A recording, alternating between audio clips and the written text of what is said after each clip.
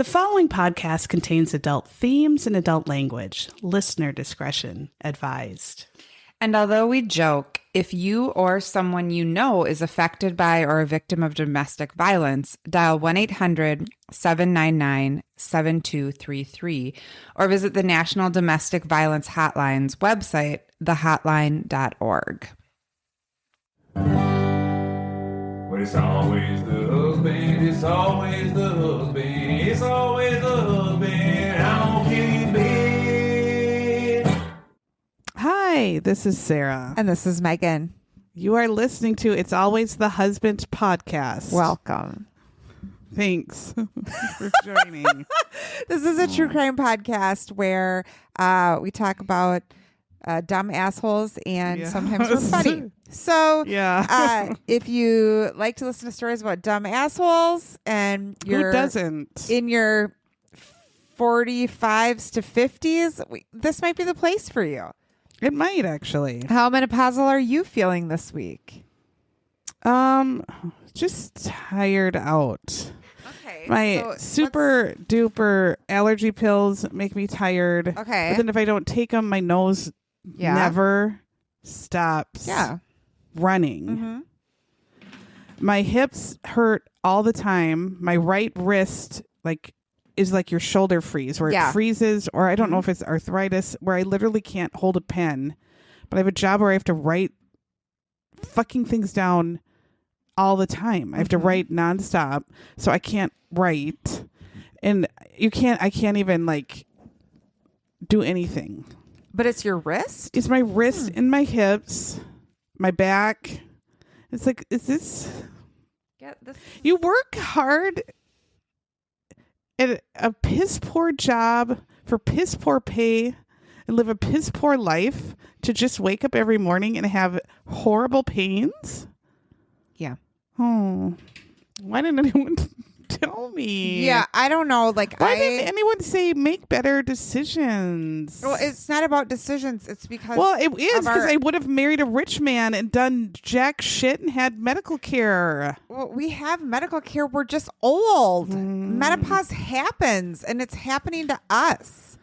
Well, I can't wear my estrogen patch anymore because it literally makes me get scabs, and it I'm allergic to it or something. I stopped mine because I retained so much fluid. Like when we were in London, I took it off and I lost 6 pounds in 1 week. Pissed it out. Oh, I don't think I retained piss anything out. So much fluid that literally my ankles would swell. That's why I bought those big ass compression socks. What are you talking about? Because my feet, my legs swell. Yes, and now I don't have that problem at all. I don't swell at all. I have no retention of water. And I think I just was on too high of a dose, but I don't know how to figure out what a dose is. Well, yeah. That's and then my hips hurt when I was on it, though. So I don't know. Yeah, well, now I'm going to be a crazy bitch because I don't have any estrogen. Felt like I wanted to murder everybody for the first week I got off it. I felt like I wanted everyone to die in a fiery, painful death. Yeah, I'm sure. That was around me. And then that feeling went away. I feel like really? It was my hormones were just an overload or not over. I don't know. I feel like I was dealing with it coming out of my system. And then I felt totally fine. And then I pissed for about 72 hours straight. And I weighed myself, in 3 days, I lost 6 pounds of water. I thought, that's just, again, it helps you. It definitely, I felt helped. Sleep, it cured hot flashes so well. Hormone replacement therapy, but there's so many other things with it that you get too. So I guess if you find your perfect dose, it's perfect. I still have mine. I could go back up. I think I just had too much. I don't know. Yeah, but you're right. It sticks to your body and the glue never comes off. And then you itch where it was. Yeah. I had scabs where it was. Well, you have sensitive skin too. Yeah. It might have been reacting. So I didn't. I would put it on my back. I would put it on my front. When I was on the little square ones, they did not do this. But then I tried to go up in a dose, and then they were bigger patches, and those they're fuckers huge. Kill me. So I don't know. Now I'm without it. I'll probably be murderous, but whatever. No, I mean, I felt like it was literally like probably 4 days. I thought if I had the power with my eyes to brutally murder everyone I'm looking at, I would do it in a heartbeat without thinking. Like there would be no empathy. I wouldn't care. I would giggle. And I thought, that's how much. And I thought, I'm mentally ill. And I just thought, if I right now like could be like on The Boys and be one of the Soups, and my power was just staring at people and just eviscerating them, no one would be left on the planet. But you feel better now? No, yeah, totally. It lasted like 4 days where seriously I thought, I don't know, something's really wrong. Yeah. And then I thought, I just read somewhere, like that's just a, whatever, the hormones, what I'm trying to say. And then just write it out. To say. Okay. And I did write it out. And then I was like, oh, I feel 1,000 times better. All right.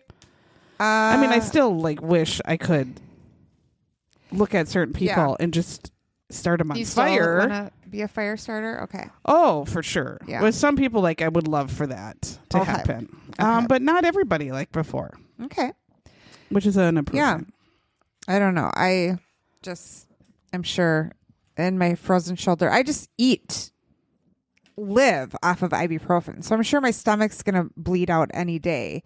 Because I literally take the 3 in the morning so bad. and 3 at night. I can't, by the time Yeah, deodorant factory is over, I can't move my shoulder at all. If I like even try to pick my laptop bag up, I'm like, ugh. It's so fucking dumb. Menopause is dumb. Anyway, what got you through this shitty fucking week? Well, on top of just being obese, and ugly, when you go through menopause, all of the fat in your face also just like boobs just goes south. Yeah. And so you get there's a lot of chins. You get jowls, and I have chins and I have jowls. Yeah. My chins and jowls cotillion together because they just hang out. But I've noticed help. I just was a sap who got onto the TikTok where you see people with everybody has a red light mask. Yeah. And then I'm like, is that just a thing? Like, because I don't need any more of these things. I need someone to not be a capitalistic bitch and just tell me what works and what doesn't. Yeah. Instead of trying to sell me my own blending up my own grass from my yard. And drinking it with who knows what, some sort of mushroom soup. Yeah, it's disgusting. I don't want any of this shit anymore.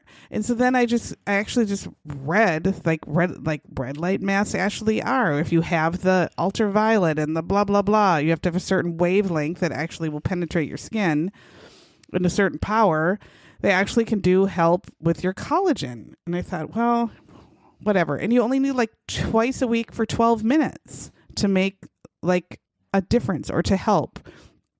And so I bought one. It's the Magellan brand. I don't even know. Did you get it at Costco? No. Oh, they were on sale at Costco for $300 something. Mine was $150, but it was on sale.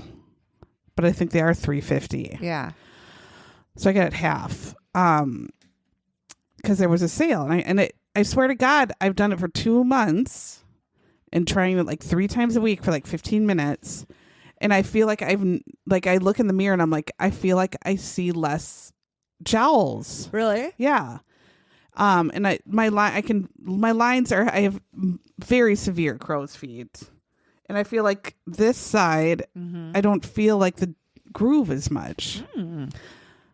And that's all really different I do, except for my Dr. Sturm, which I think works well too. You've been using really, that yes, too? every day. Yeah. I just got a facial peel. What are they called? Facial peel? Yeah. Acid? A chemical peel? Chemical peel, yeah. Where'd you do Today. that? Oh, at Larissa Nurse Injector at the Botox See, I was scared party. too because I didn't want to peel at work. Yeah, I don't think I got the lightest. Okay. one. I got a light one before and I didn't peel. I don't think anything's going to happen because it didn't hurt at all and it didn't. I don't know. But it might take a few layers of dullness off. I guess, yeah. I need more. She was like, I think you need like the pen scrape where they like laser, because I have all these weird like scars that I hate. microdermabrasion. Or Yeah, it's like I had that it's called once. a I swear to God. PCP Oh, I had pen or microdermabrasion something. once, Yeah. and it was like a whole new face for like 2 weeks. I really want that, but and then I just have terrible. Oh, sorry, marionette lines. I do too. And I want those. But that red mask, I feel, really has helped. You know, nobody hates me more than myself. Yeah. And so for me to look and say, "Oh, I feel like they look a little better," I would never say that unless that's great. they did look better. My glitter in the shitter that got me through this week was my daughter, who used to go to college at Mankato State. All of her roommates graduated. She's now in Worcester for college, but so we went back for all of her roommates' college graduation, and all the parents went out with the girls at the Townie college bars, and it was really fun. Phil and I sang karaoke. We brought the house down. I'm sure. When did you do this? We did that on Saturday night. Fun. Yeah, it was really fun. So I want to say congrats to Casey, Bella, Tal, EP, Cam, Chan, and Blake. Good job, you guys. You made it through school. You're going to do big things. Oh, and I think Quinn did too, but I never saw Quinn. But yeah, so it was a good time, and it was fun to see all of her roommates. Congrats. Again. Yeah. How fun. It was fun. So good for her, and good job, good for everyone. Them. Yeah, It's a special moment. It is. It's a big accomplishment. Sadie will get hers, and she graduates in December. Yeah, so she'll be great. Yeah. But it was fun to see everybody again. Oh, that does sound fun. Your college friends always, hold a special place in your heart, and they sure do. These girls really found each other. They're all from, different places, and they just fit together, and they had a great time. So, yeah, it was great. We also have a Facebook group called "It's Always the Husband" podcast group. You can join it, and we'll let you in, and then you will probably want to stab your eyes out because of the dicks. You'll see a lot of horrific algorithms that will start popping up. I'm sorry.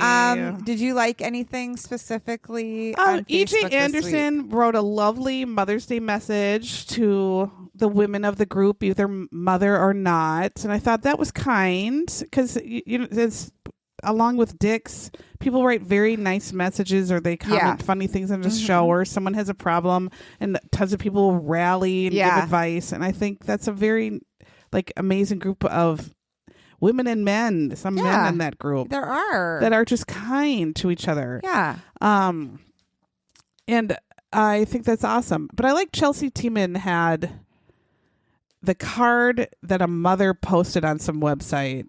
And it said, "This is what my child made for me for Mother's Day." And it says at the top, "This is my mom." And then it's a woman shitting on the toilet. And the speech bubble says, "I have diarrhea." I thought, that's a child after our own heart. Did Rory draw that? Yeah. Yeah. Because all a mom needs to do is to have her diarrhea and be left alone. Yeah. We never can. That's what I say. All these women who get murdered, all they want at night is to have their diarrhea and go to bed. Yeah. And their husbands murder them. Before they can even probably diarrhea. They probably don't even get that satisfaction. No. Those are their fucking husbands. God, they suck. This one today sucked too. It's so bad. I want to give a shout out to Susie May, who posted about the woman who said she took 42 trips to see her aunt, but really she rented an Airbnb with a hot tub by herself. Oh, see, that's a genius. She's living in the year 3000. Why don't we do that? All you need is a hot tub, man. And just a solo hot tub I can do because I don't like the ball soup. I know. And veg soup. But I just can't do it. I also do you don't even if I don't know. If it's just my friends, I guess, because I've seen their vages 100 times. Yeah. But as strangers, I can't. At a hotel with strangers in it, I absolutely can't. Especially when they bring their fucking kids in the hot tub, and then it's they're shitting and pissing in it. Yeah. And I just think I'm sitting in a shit piss ball soup. Yeah, you can't get out of your head. Yeah. I can't. Something about it is absolutely foul. Yeah. But we do have Patreons I have to acknowledge Who because I are forgot they? last week as Oh, well because I'm a shit. dumb, I'm not very smart. Leslie Grottenhees. Leslie Grottenhees. Thanks, Leslie. Leslie, thank you so much. And Jennifer M. Jennifer and Leslie. LA and Chicago. Did we do her? Nice. She commented on Facebook too as well. Two and then big we had cities. a husband No. buy a Patreon for his beautiful wife Amy. So Michael Linen, is it Linen? I'm sorry. But Michael bought a Patreon for Amy? for his lovely wife Amy, and then he sent us a message. Okay. And I thought I would just read it to her if she's listening. Amy, are you fucking Amy, listening? your husband did this for you. And Okay. it made me think, what a sweet man. This is a man who gets it. This is a man who found something his wife enjoys. This is a man who knows things that his wife likes. Yeah, and Amy, if Michael ever kills you, we will he take him down. No, he took care of that. Okay, in okay. the shout out. Oh, okay, I already ruined it. You did, as usual. Shit, as usual. You God stepped damn on the it. punchline Okay, as usual. Erase that part. Erase it. Okay. But of course, that's what I was saying. This man has it together. He gets it. And then it made me think, I wonder what it would feel like to have a husband that loved me. I don't know. I'd like to know too. What does it feel like to have a husband that actually loves you? I've not experienced that. What if you were loved? What if I was loved? Does it feel good out there? Does it feel good? Amy, what's it like? Amy, what's it like? So here's what he wrote. Shout out to my incredible wife, Amy, an absolute rock star mom. To our 2 daughters, who somehow manages to keep everyone alive, fed, and mostly emotionally stable, including me, meaning himself, for most of the time. You deserve way more than a Patreon membership, and since I can't gift you 8 uninterrupted hours of silence and a lifetime supply of snacks, this felt like the next best thing. Also, just to be perfectly clear, for legal and moral reasons, I would never murder you, not even a little. That said, purely hypothetically, and again, this is purely hypothetical. If I did commit such a crime, I would hope it would be compelling enough to make it onto the podcast. Yes! You know, as a tribute to your excellent taste in true crime. We would do that. And they said, Amy. Happy Mother's Day to all the women the woman who does it all. And I absolutely, definitely plan to keep around forever. Oh, I thought, how Michael! sweet. I have goosebumps. I do too. I read that and thought, what a prize. He is a prize. He can write well. I know. He can write well. Funny. He's funny. He understands his wife. He has a house full of girls. I know. This is a man who knows what he's got. Yeah. And he's gonna give it a shout out. What my husband did is he just made me stand still and said, give me your phone. I said, okay. And then he took a picture of my outfit. Did you see it? No. Oh, this outfit right now? Oh, yeah, I saw it. Because I was walking outside in my current horrific outfit. You guys, she's got orange leggings and my a red Union t-shirt and a green plaid. Like, I don't even know what kind of fabric this is. Yeah. So nothing goes together. It's my mowing the lawn outfit. Aggravated flannel. Yeah. With a little bit of fur. It's like fuzzy. Mm-hmm. And it's green. Well, I was out on my deck reading. And good for you. I switched out of my jeans for leggings, and it just happened to be blaze orange that I picked for some reason. I don't know why I have them. So mine just took a picture and then he said, send that to me. Oh my God. Like, what? I don't know if I want to, because it's going to go on message boards. Is anyone's wife dressed like this? My outfit's called the Boner Killer, the Boner Annihilator.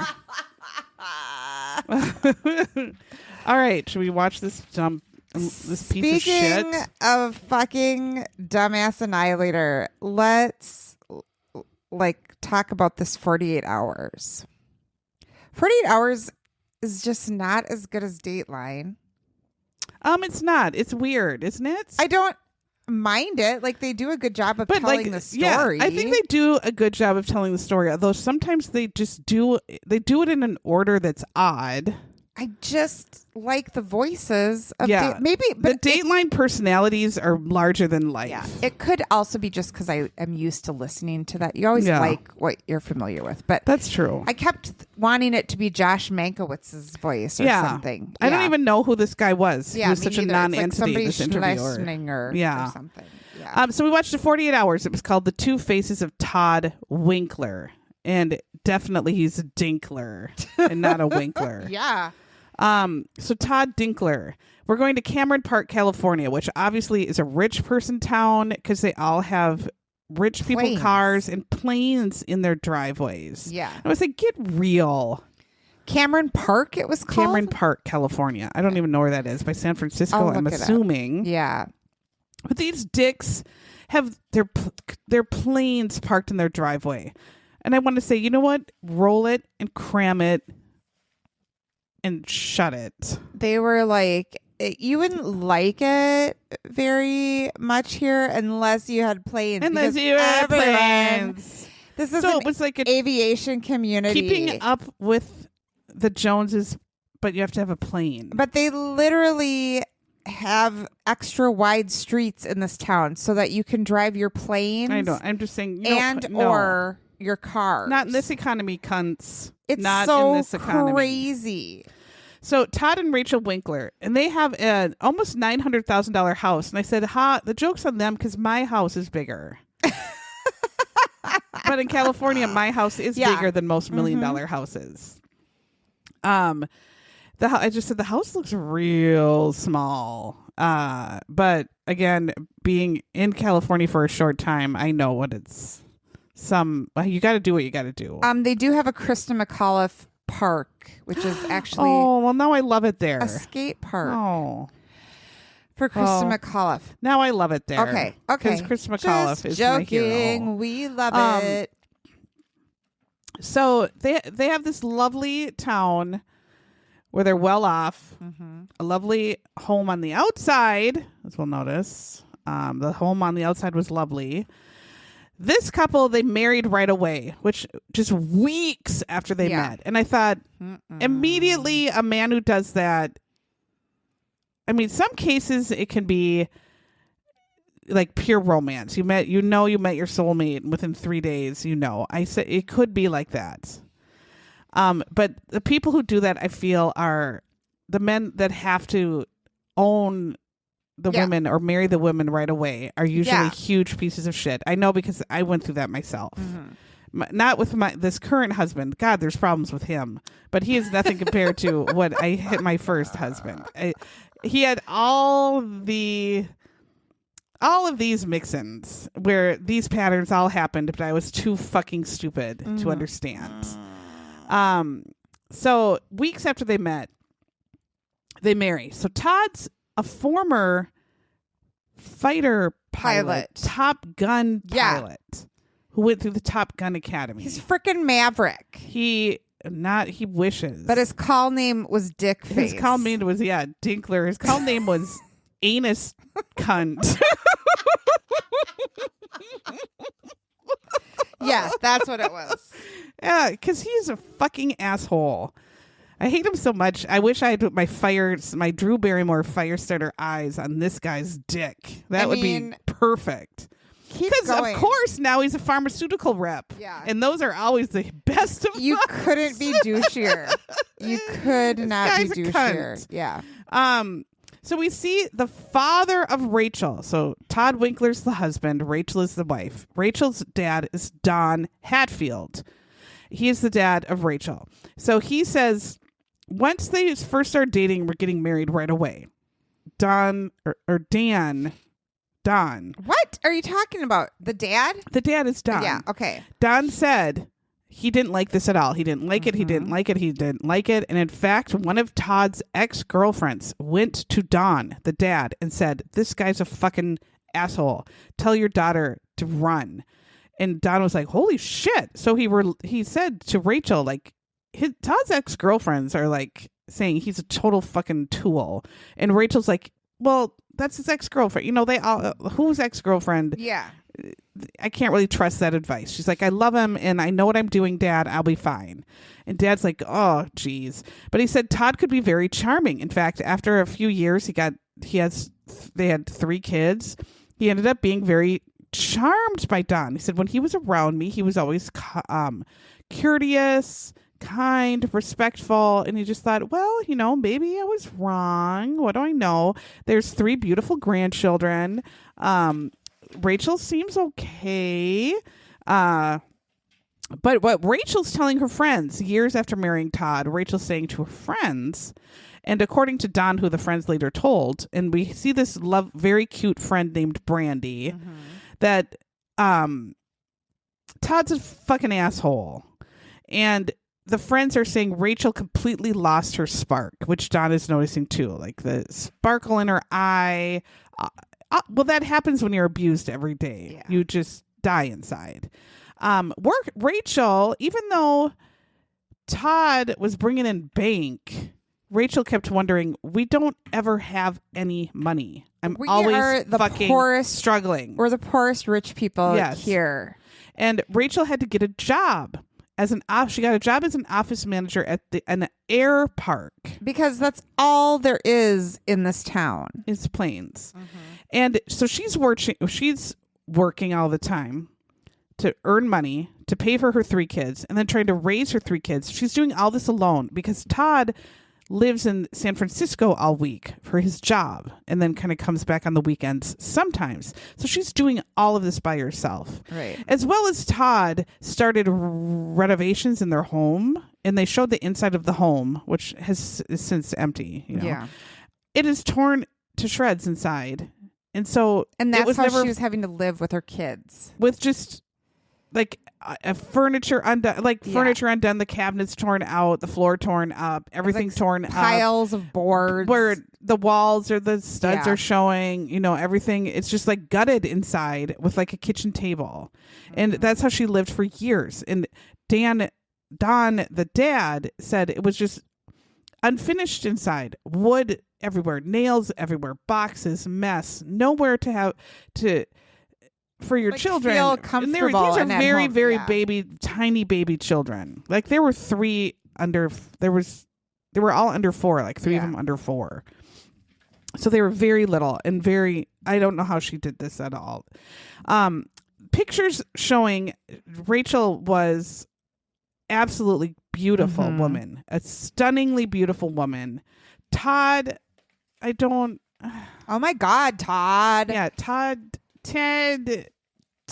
was Ted looked like a just a fucking asshole. Well, he looked older than her, right? He definitely looked older than her. I mean, and he had that weird, thick ass, weird hair, like on his head that almost was like Mr. Potato Head if you just put the hair out, but it was thick ass, gross. It was hair. really thick and short. Yes. I mean, he just was unpleasant looking. Yeah. Like Barney Rubble in a suit. I can't figure out why she liked him. I don't know. I don't know. In the months leading up to Rachel's death, which we'll find out about because this is a murder podcast. Yeah, it sure is. She sent all these messages to friends, pretty much saying, Tad sucks dick. Tad is a gross big pig. Tad is mean and horrible and cheap and mismanages money. And Tad is also Ted, a pathological liar. Oh yeah, that was a big that one. He's a psychotic, pathological liar that lies constantly. So February 27th, her friend Brandy literally talks to Rachel on the phone, and Rachel just says, I hate this fucking Ted, and I'm getting a divorce. And he sucks so bad, and he's a liar, and he's psycho. And she's like, I don't want to be at home with him anymore. Yes. When he's home on the weekends, like, I'm not. I hate him, and here. we're getting out of here. Yeah. So that same night, the Winkler's neighbor calls 911. He says he got a call from Tad to call 911. This was the calmest 911 call he was you've like, ever. Hello. I'd like to report. Well, yeah, I have to record. Yeah. My neighbor got murdered, and he called me to call you. And they're like, holy shit, like what? And he says, it apparently was a domestic fight over there, a domestic. And it's there's a murder. Yeah, he killed his wife, and he called me to call you you kind people to There's come a dead over. body over there. It was like that. And the 911 person's like, what? Yep. So the police arrive. Tad walks out of the house and surrenders immediately to the cops. And they're like, where's your wife? And he's like, oh, she's dead. You can find her body. She's dead in the bedroom over there, dead. So they go into the bedroom. Rachel was definitely dead on the bedroom. There was you could see blood stains all over the bedroom. They wouldn't show the... No.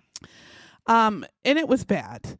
And while they were talking to him outside, they asked Todd, how do you know she's dead? And he's like, oh, God, no, she doesn't have a pulse. She's not breathing. She's dead. And they're like, okay.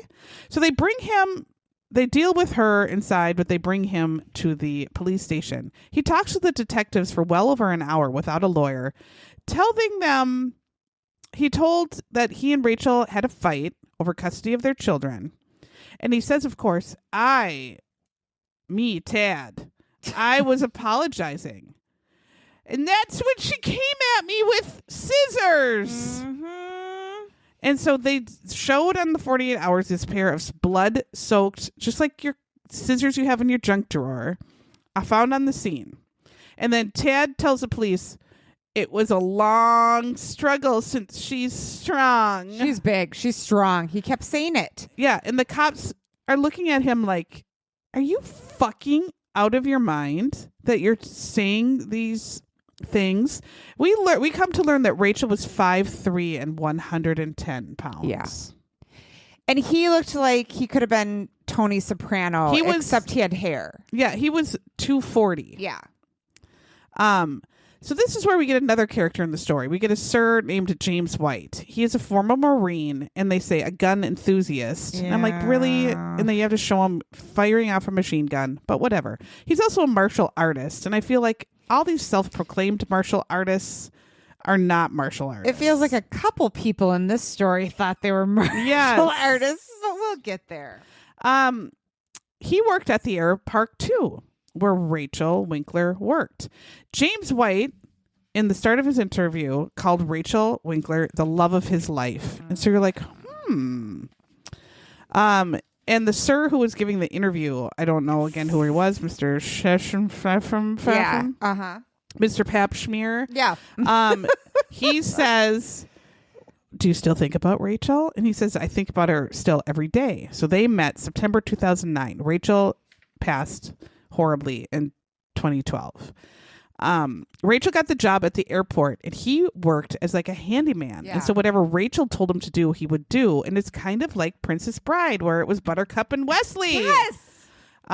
So then they began an affair just a few months in. Farm boy. Yeah. Fetch me That's that what she would picture. say. And he would say, as you wish. And he would reach across her. As you wish. Yeah. Very similar. So Todd found out about the affair, and they said he tried to win her back. Yeah.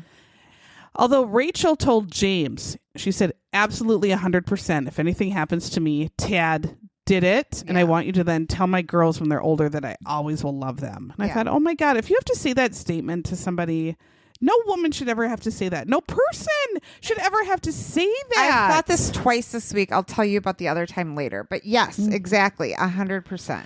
So back to Ted at the police station. He's talking to the cops. And then he stands up and he says, am I being arrested? And they're like, yeah. Yeah. You're being arrested. So Todd said, but it was life and death, the struggle over the scissors. And they're like, yeah. Man, get a clue. You're still dick. arrested. You're still arrested. So then we meet this prosecutor. I forget her last name, like Strum or Schram or something. She was a lovely woman, and she knew their drill, and she actually like dressed up and looked attractive on the TV. Like she just tried to pull herself together. She wasn't wearing my outfit. She was not wearing my current outfit. She just jazzied herself up a little bit for the TV. Todd's story was that So the prosecutor, who right away was like, this guy's a fucking asshole.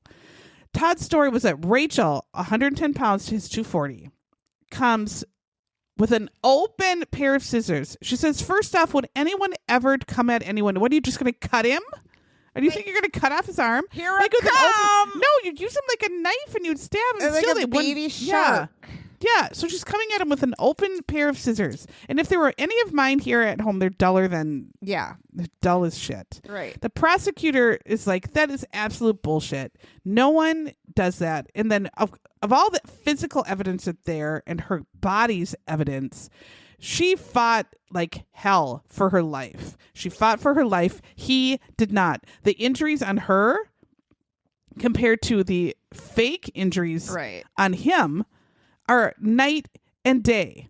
An absolute fucking asshole. Plus, he was in the Air Force. He went through Top Gun. I think you can disarm someone with scissors. Yeah. You cunt. Yeah. If you can't, what did you not pay attention at school there? Right. My God, if you can't disarm a 110-pound woman in scissors, then stop saying you're a veteran. Then what does that say about our veterans? Absolutely stop it. Rachel told friends the day that she had made her final decision, she was going to tell him she was going to leave Ted and she was going to be with James. And that day, her friends believe that's what she was discussing with Todd. And Rachel's dad believes that Todd killed Rachel, first off, because she knew multiple secrets that he had about his life that also prove that he was a crazy ass dick asshole. She could have made his life very difficult in a divorce with saying, telling the truth. Yeah, telling the truth. I know exactly. I felt like you've lived like this. A mirror. Yeah, you've lived this. According to multiple people, Ted had a history of having multiple disturbed psychological episodes, and some of them were shown in this video because he did one in court, which we'll get to. Yeah. And it was the craziest shit. And I've seen a lot of crazy shit. This was crazy, crazy, crazy shit. So the evidence from when he was in the Air Force. First off, from the Air Force, I don't know if he was stationed overseas. I think so, but he was in the 14th Fighter Squadron. They were called the Fighting Samurai. There's a whole lot of issues with that we're not even going to touch on right now. No. But while he was a fighting samurai, Winkler, Ted, started seeing himself as a samurai. Again, he's not in any way Asian. No. So again, there's multiple issues with this. No. So he starts relating that he is a samurai. If he's a samurai could disarm a 110-pound woman with a scissor, with a dull scissor. He's a shitty one then. Yeah, he's very shitty. He's shitty head to toe. Yeah. While in the military, Ted was shoplifting. Another thing a samurai would PX. do. They're known for their shoplifting. Samurai shoplift the shit out of everything. That is one thing. The ninjas didn't. The samurai shoplifters, everyone. His commanding officer said, Ted, were you stealing from the base? And I guess Ted had a massive fucking eruption of psychotic behavior at his commanding officer.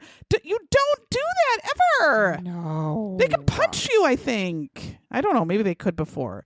So he gets a 5150 hold in Hawaii. Oh, Ted, we've all tried that. Yeah. That's everyone's Isn't that greatest everyone's wish. dream to go to a mental fucking Todd gets it. Hospital in Hawaii? Yeah, that's my only life's goal. In the years before he killed Rachel, he had multiple incidents of these insane outbursts. Yeah. And he got a 5150 hold again. Rachel found out that because Todd told her that all of these insane, crazy outbursts were acts. And again, I lived this myself. Yeah. I lived this myself, where I have to say you are in the nut house because of your tomfoolery and your acting. And this is a result of those consequences. But if you're so fucking weird that you're trying to act to get in the nut house that you end up in the crazy loony bin shit house, then you might also be insane. Also might be, yeah. Yes. This is a fine line. A fine line where I think, you know what? Maybe you are fucking weird and crazy, and you belong in the booby hatch. Maybe you do. So Tad tells Rachel too, sometime in their marriage. He says, I want to stage a car crash with you so we can get some money out of it. Yeah. If Jamie ever came to me and said, we're going to stage a car crash where you're brutally injured so we can get a payout, I would say, you know what? I'll just get a third job. Yeah. Rachel was like, no, I'll pass.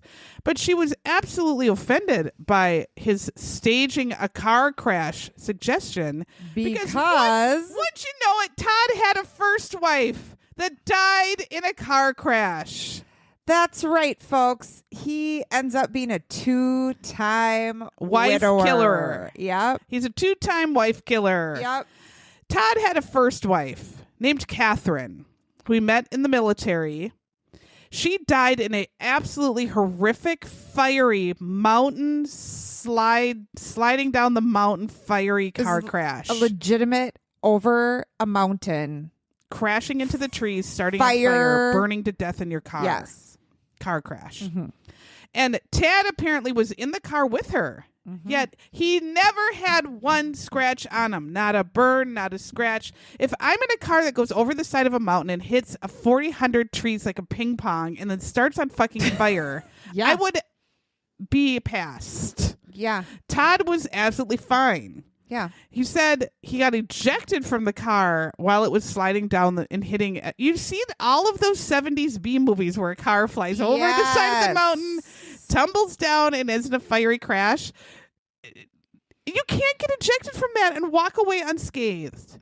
What was the show with Heather Locklear? Not Dynasty, but the one. Melrose Place?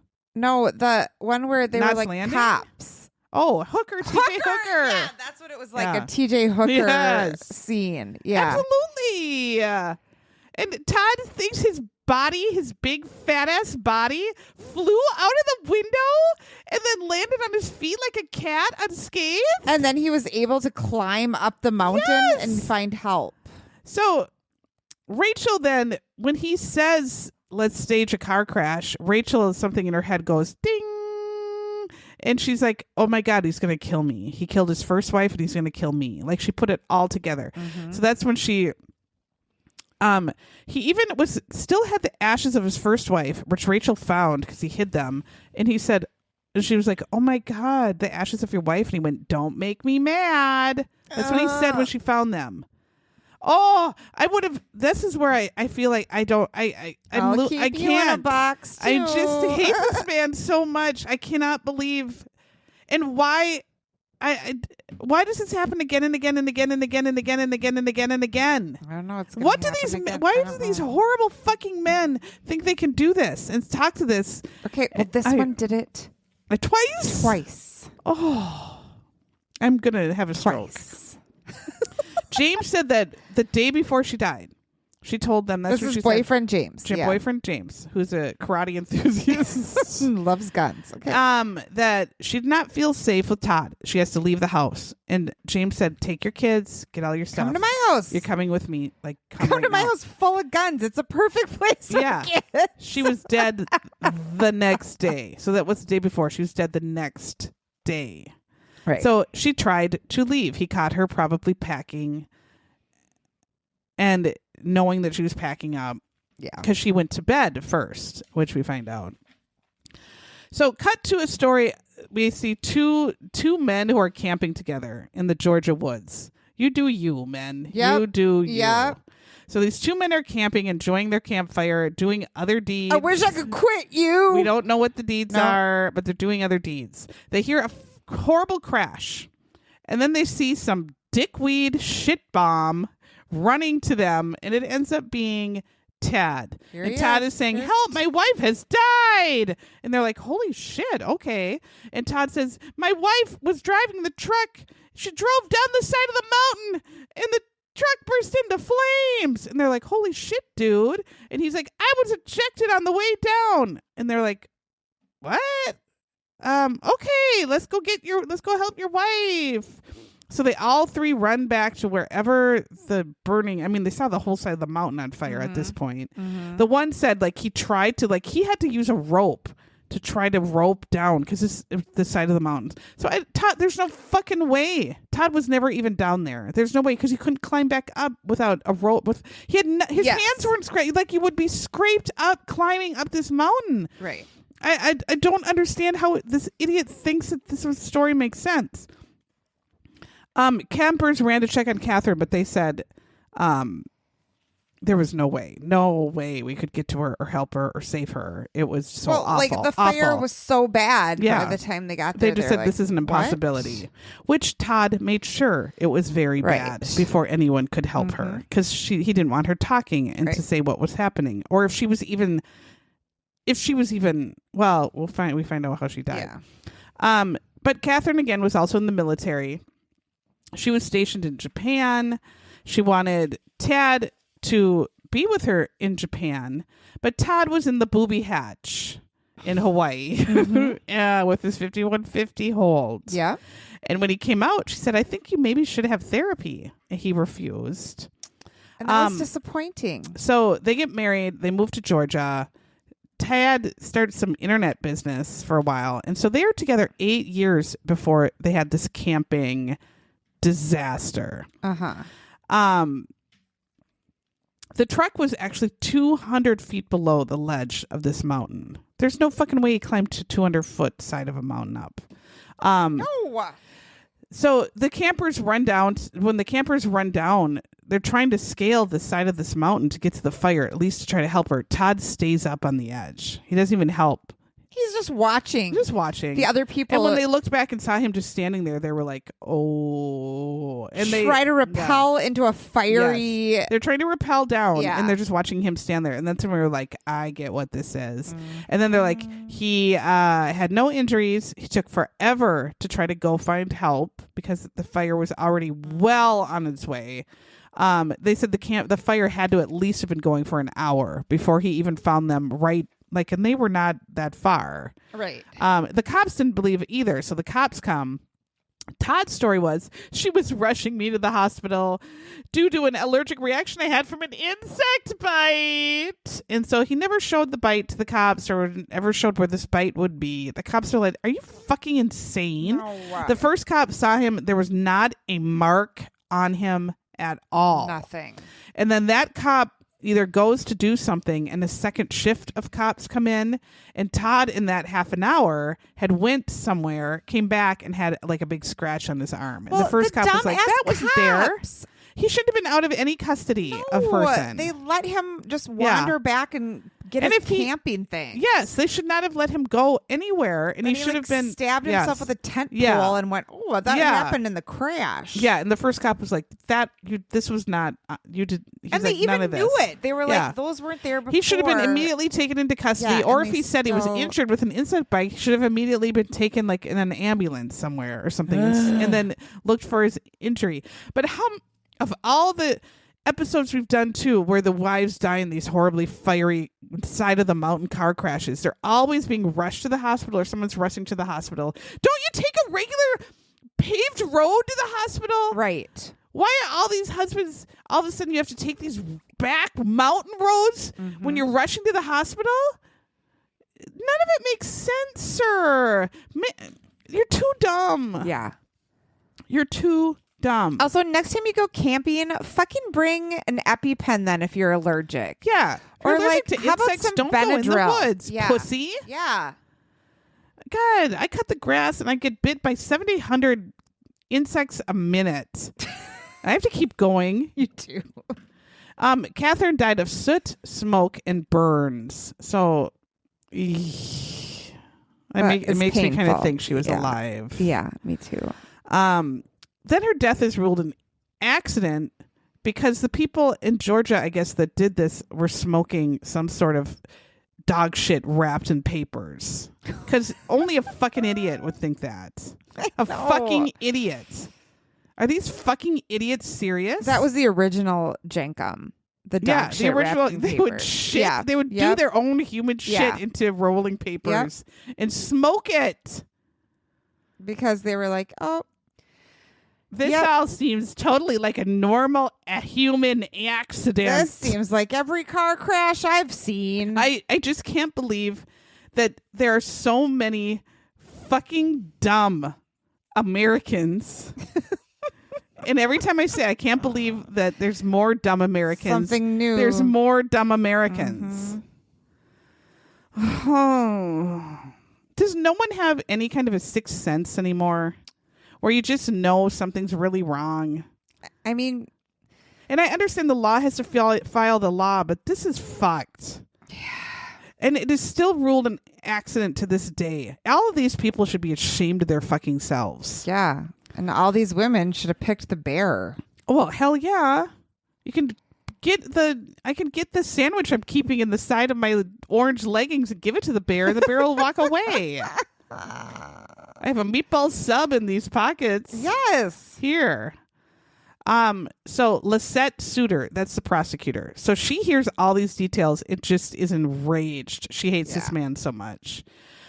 He's like, he gave us a lot to work with. Right. Because he's such a moron. He really wrote his own prosecution. Yeah. Yeah.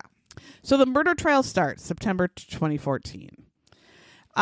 Most of the prosecutor's material comes from Todd's own interview with the cops. Yes. The things he's saying are so fucking dumb.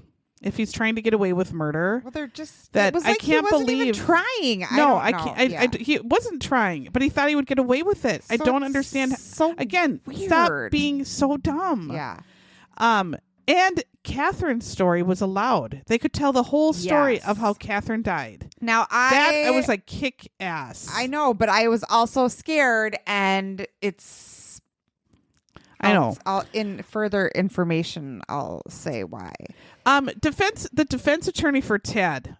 First off, his hair was like a 1917 barber. Where the hair is, in 1917, the men had the split down the middle hair, and then it had the little curl. It was curled up and out, so it was split down the middle and had a little bit of a curl. It's like one curl one way and one curl the other way. No, not it's Peanut. Who is the person with the mustache and the hair? Yes, that hair from a cartoon. Is that I can't think of it, but I gotta find it. Something? Yeah, the root beer guy. Is it root beer? I think he does. He looks like the root beer guy. I said this hair is inappropriate. Yeah. It is inappropriate to look like the 1917 root beer guy. He looked and like then be a defense Jack attorney. the Ripper would have looked like. Yes, absolutely. Yeah. Yep. So Suter, the prosecutor, opens court with Suter the prosecutor. Yeah, Suter, the prosecutor. She opens the court with just facts only of Catherine's death. He had a wife. This is how she died. This fiery car crash. And blah, this blah, is blah, blah. not actually Rachel who is the trial. They start with Catherine's story. Yeah. It says, just FYI, he has a first wife, blah, blah, blah. This is how she dies. He's found, no injuries, not a scratch on him. He says he was ejected from this barreling, fire-ridden truck going down the side of a mountain. And he just jumped out like the Hulk, lands on his feet, and runs up. This is what Tad does as she's telling the story. Tad is sitting in court next to his root beer guy, 1917 barber defense attorney. Todd starts smashing and punching himself in the head repeatedly, like a monkey with cymbals, smashing himself in the head. He takes on an Asian accent of a samurai. He uses a very Asian accent, which is inappropriate. Screams as he's hitting himself in the head, "You are not samurai!" And he says, "You have no bushido! You lie!" And then as he is just punching himself in the head, he is screaming, "You are not samurai!" And his lawyer and like the bailiff are like, "Please stop." Yeah, the bailiff just walks up. Like a bailiff is a middle school teacher. And then, stop. Please stop now. Just stop. We're going to stop this now. Stop. Please stop. Yep. They said it in that voice. Stop. We're just stopping this. This is going to stop. Or stop. Stop this. You lie! Stop. You're going to stop. Stop this now. Stop. The prosecutor is interviewing Pap Schmier, the 48 Hours guy. And he kind of just says, that was unplanned. I wasn't expecting that. Oh, you think? And I think the defense attorney knew Tad was insane and an asshole. But not even really. Like, no, he knew he was a dumbass actor. And he was acting. Yes. He was faking it because all of a sudden he had an Asian accent. Yes. But then he was like, oh, that happens to me quite And he wasn't even being accused of anything. No. Like, she just said the facts. So you stabbed yourself in the foot that you had that reaction to just straight facts. Yeah. She wasn't accusing you of anything. Obviously she was, but she wasn't saying it. What you did was just tainted the jury that you're absolutely nuts. Or you're just a total dick.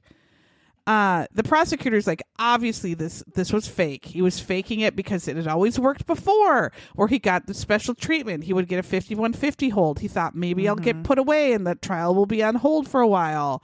I guess she says, the prosecutor, that he had faked cancer multiple times over the years. Yes. Literally shaving his head and shaving off his eyebrows and telling people he had cancer when he did not have cancer.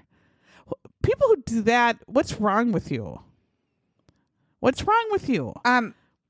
Again, so it just shows, like, not only is he faking cancer, but he's faking these weird borderline personality outbursts. Oh, yes. Like, he's such a fucking fake. Yeah. So prosecutor Suter says he took scissors while Rachel slept in the early morning. And again, this all happened way early, like our last case, where it all happened at like 7:30 a.m.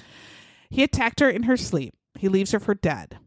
Tad even admits that after the first attack, he goes to the garage. He gets his motorcycle jacket like he's the Fonz. He puts on a leather jacket. Like, now I'm going to go back there and stab the shit out of her. I'll be safer because if she tries to attack me with a scissors, I have my motorcycle jacket on. Motorcycle jacket will prevent it.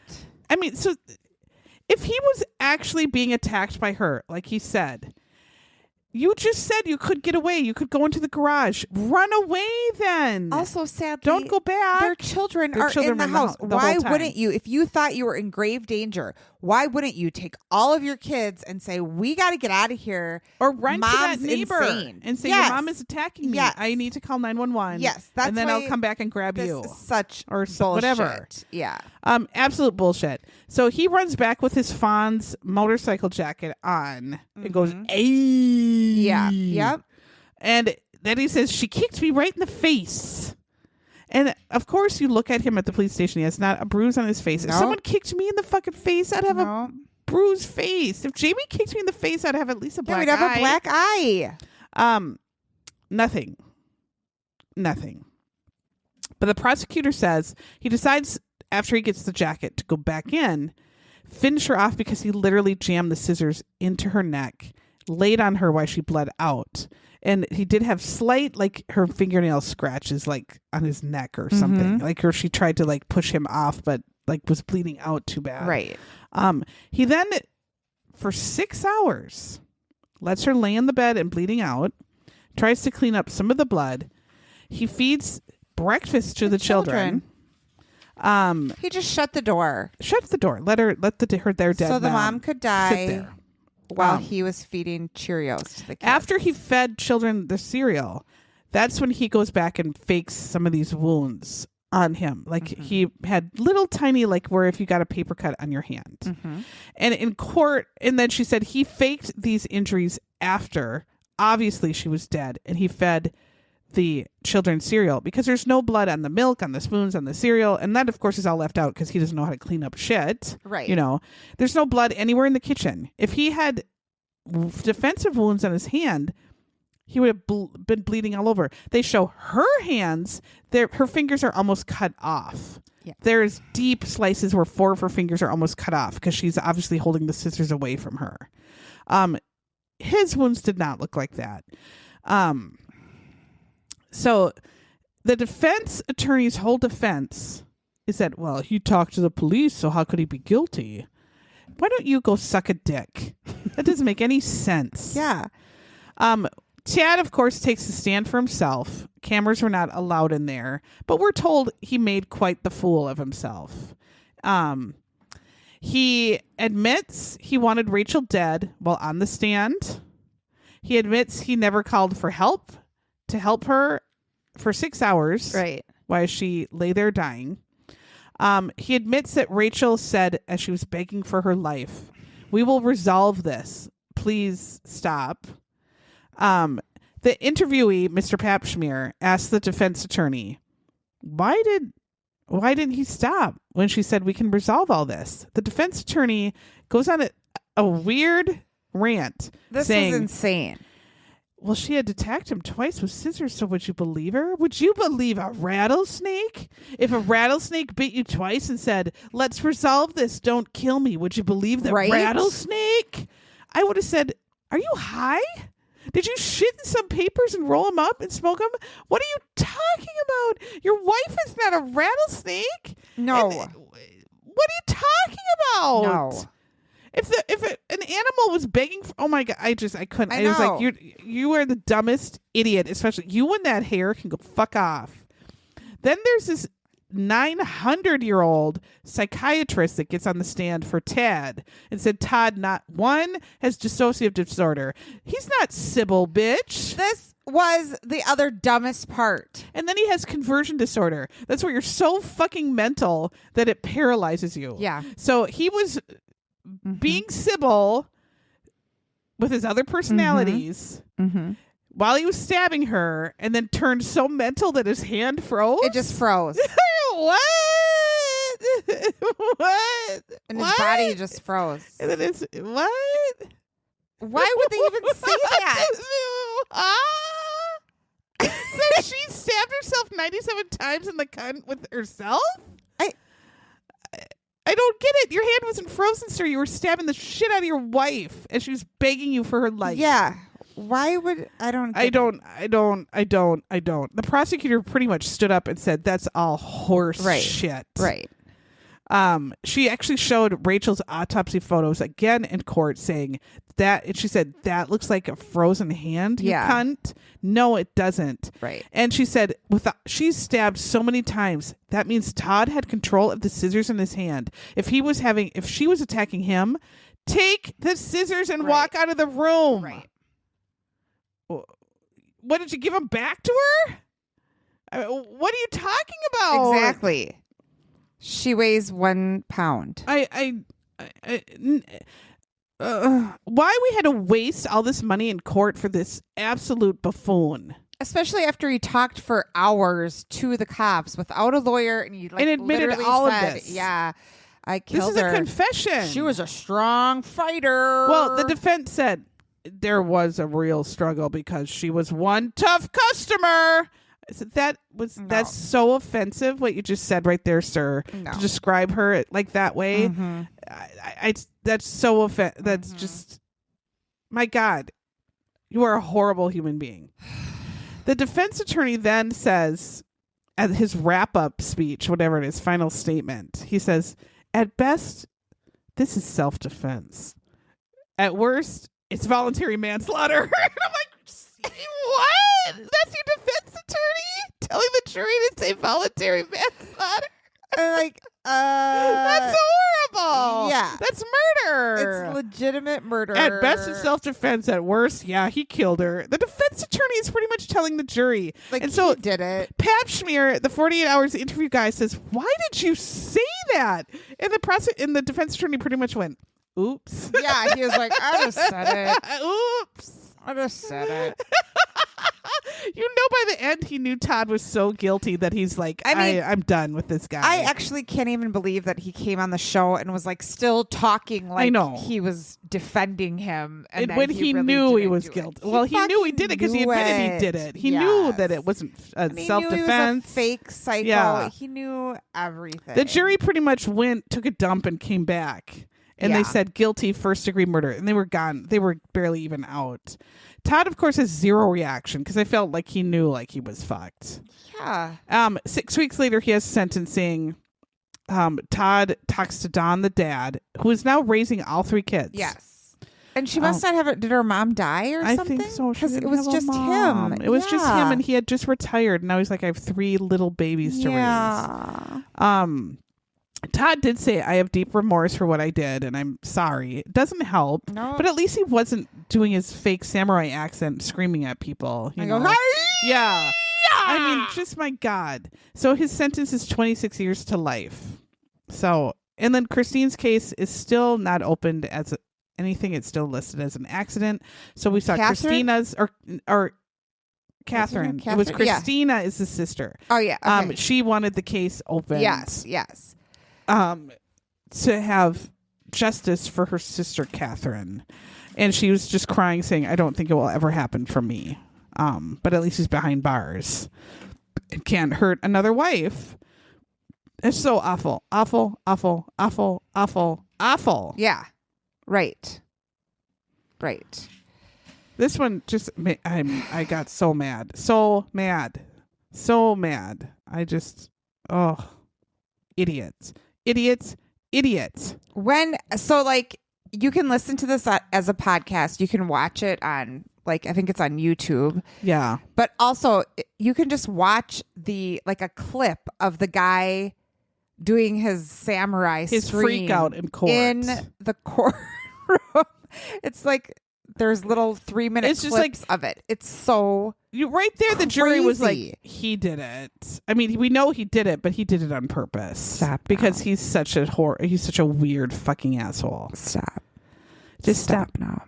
Ted, you're going to stop that. Ted. Todd, we'd like you to stop it. Todd, you're in court. Todd. I'm not going to engage. Todd, you're in court. Thank you. Did you know you were in public, Todd?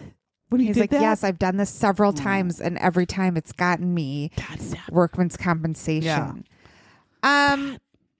Again, super dumb. Just get a fucking divorce.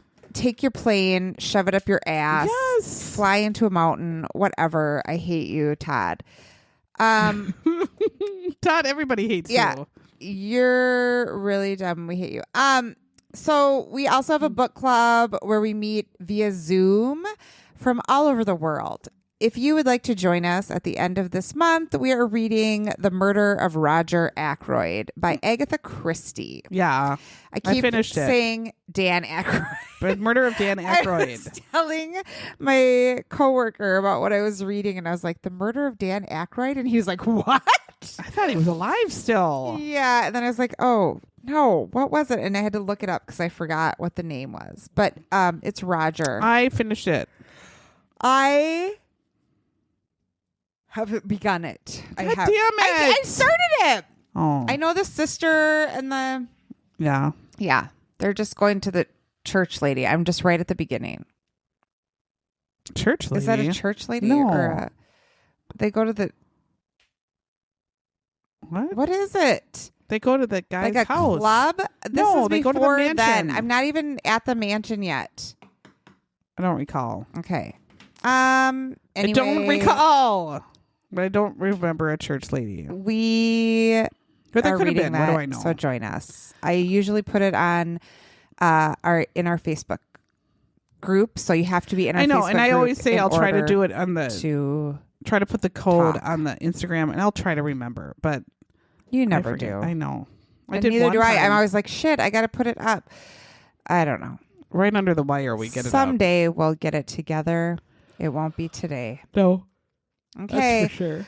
Well, thanks for listening. If you like it, tell other people about it. Give us a rating or a review on wherever you listen to podcasts. We would love to. Yeah, that would be terrific. Hear from you. We just had a new review, and it was actually every time I read one, I just cringed. I'm like, am I going to get kicked in the balls? You're like, yeah. Or is this a good one? It was a great one. Rip me a new asshole. Yeah. Okay. Yay. We love those. All right. Yeah. Thanks. Bye.